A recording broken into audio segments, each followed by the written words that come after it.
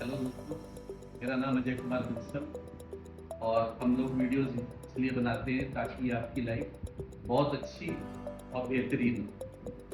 दोस्तों, आज हम रिटायरमेंट के बारे में बात करेंगे। रिटायरमेंट हमें लगता है कि सिर्फ सरकारी लोगों को ही पेंशन मिलती है, लेकिन कोई भी आदमी, चाहे वो प्राइवेट जॉब में, चाहे वो बिजनेस करता है या जो भी काम करता है, वो अपने लिए रिटायरमेंट की पेंशन की व्यवस्था कर सकता है।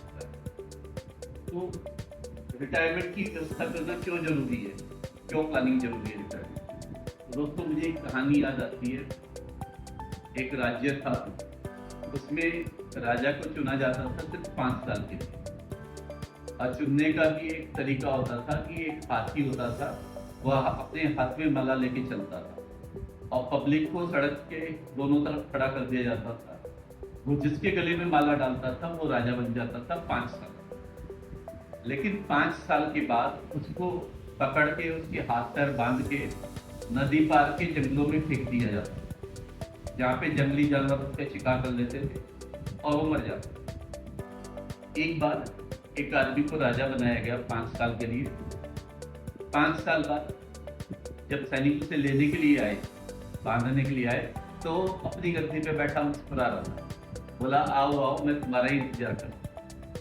सैनिकों का दिमाग घूम गया कि यार ये कैसा राजा है। आज तक तो जितने भी राजा को पकड़ने आते थे वो सब छुप जाते थे या कहीं भाग जाते थे, हम उनके लाते थे। ये तो बैठा हुआ मुस्कुरा रहा है। उसे बांधने लगे, बोला बांधो मत, मैं चल रहा हूँ तुम्हारे साथ, चलो नाव तक जाना है ना, चलो मैं चल रहा हूँ। ले जाने लगे, ये जा रहा है, पब्लिक देख रही है, हंस रहा है, गा रहा है। पब्लिक भी आश्चर्य में, यार ये कैसा राजा है, आज तक तो सारे राजा रोते गिरते पड़ते रहते थे और ये हंस रहा है, गा रहा है, ताली बजा रहा है, चुटकी बजा रहा है। ऐसा तो राजा हमने पहली बार देखा है। जब उसे नाव में बैठाया गया तो नाविक ने पूछा, राजा क्या तुम्हें पता नहीं है कि तुम्हें बांध के जंगलों में फेंक दिया जाएगा, तुम मर जाओगे वहां? बोला, देख, आज तक जितने भी राजा थे ना, वो गद्दी पे बैठते ही मौज मस्ती में रहते थे, इसलिए उनका ये हाल होता था। लेकिन मैं जिस दिन गद्दी पे बैठा था ना, उस दिन मुझे पता था कि 5 साल बाद मेरा क्या हाल करने वाली है। इसलिए मैंने क्या किया, मैंने राजा बनने के बाद उन जंगलों में सफाई करवानी शुरू कर दी और यहाँ के जो अच्छे अच्छे लोग थे उनके लिए फ्री में घर बनवा के वहाँ पे उनको बसा दिया। अरे देख, वहाँ पे जो म्यूजिक की आवाज आ रही है वो मेरे स्वागत की तैयारी है। अरे मैं यहाँ में 5 साल का राजा था, वहाँ पे मैं जिंदगी भरता रहा। तो दोस्तों, हमारी भी जिंदगी कुछ ऐसी है।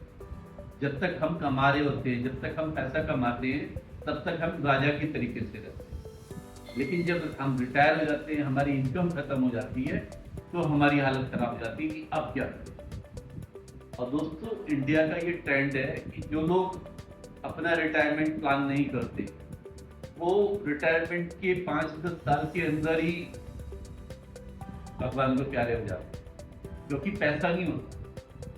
एक आदमी के जीवन का सबसे भारी बोझ जो है उसके लिए, वो खाली पर्स है, जो रिटायरमेंट के बाद होता है। जो रिटायरमेंट की प्लानिंग नहीं करते, जो बिस्कुट वो रिटायरमेंट से पहले कुत्तों को खिलाते थे, वो उनको खुद खाने पड़ते। तो दोस्तों, रिटायरमेंट प्लानिंग जरूर कीजिए ताकि आप अपने जीवन की बेहतरीन व्यवस्था कर सकें।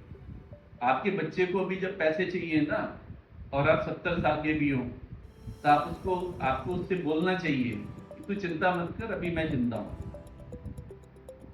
लेकिन अगर दोस्तों आप बचत नहीं करेंगे तो वही आप बच्चों पे डिपेंड होंगे या सरकार पे डिपेंड होंगे या किसी दान पे डिपेंड होंगे या ओल्ड एज होम्स में जाएंगे, जो आज का प्रचलन बन गया है कि ओल्ड होम्स बना दिए जाते हैं और बुजुर्ग उसमें।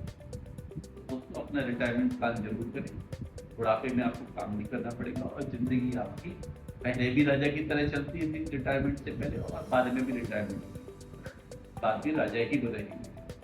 ये पेंशन किस तरीके से व्यवस्था करेंगे, कैसे रिटायरमेंट प्लानिंग करेंगे, ये हम आगे के एपिसोड में डिस्कस करेंगे। Thank you.